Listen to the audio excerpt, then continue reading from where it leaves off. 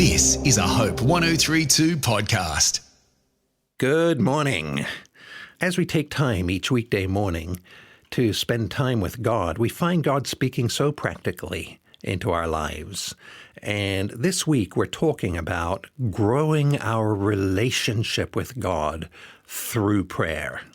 Yesterday we saw the huge priority of your prayer times with God and how they need to be put in your life first and let the other things in your life group around them. And we've seen that that's exactly what Jesus did. Today, we want to learn the lesson. Learn to speak with God, not just to God. Normally, when we come to God, we've got things to say, right? We want to praise Him for things He's done.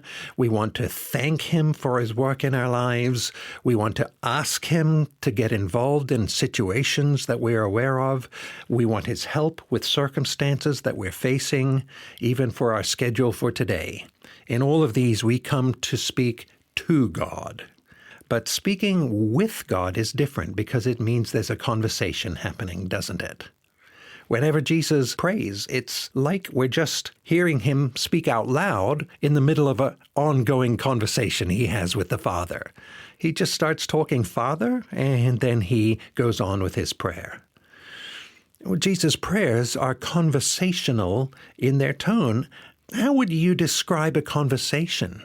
What makes for a good conversation? Well, for sure, several things come to mind, don't they? It means both people are talking, for one thing, not just one person. It means both people are also listening to one another.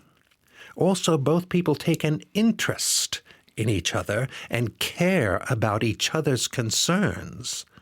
Those make for a good conversation. So let me ask you this. What would conversation look like in your relationship with God? Think about it. How does it work in prayer for both people to be talking, not just you? Both people listening, not just God. Both people taking an interest in each other, caring about each other's concerns. Well, here's how it works in my life. I start my prayer times by opening my Bible and reading something. And as I read, I'm letting God know that I'm listening for what He might be saying to me. Here's an example. I was reading through the book of Isaiah in my daily times with God, or a chapter each day, and asking God, what are you saying to me?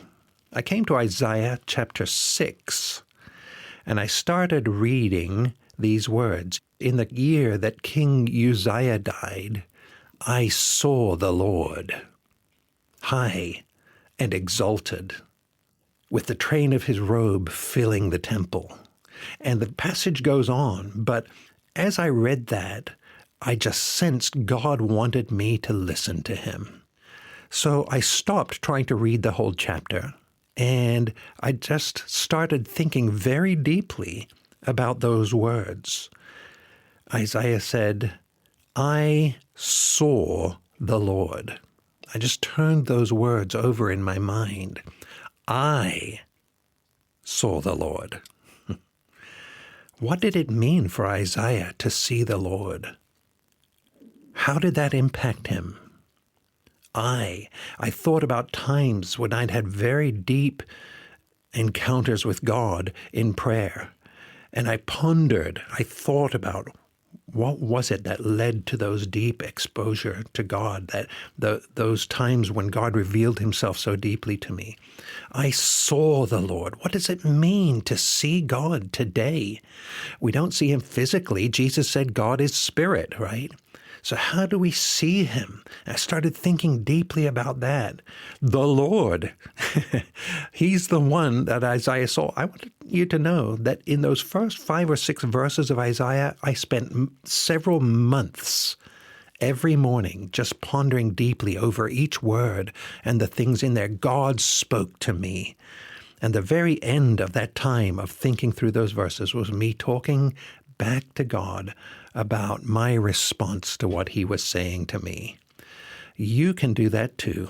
Why don't you start each day this week by choosing a paragraph or even one verse from the Bible, listening to God, and then responding to Him.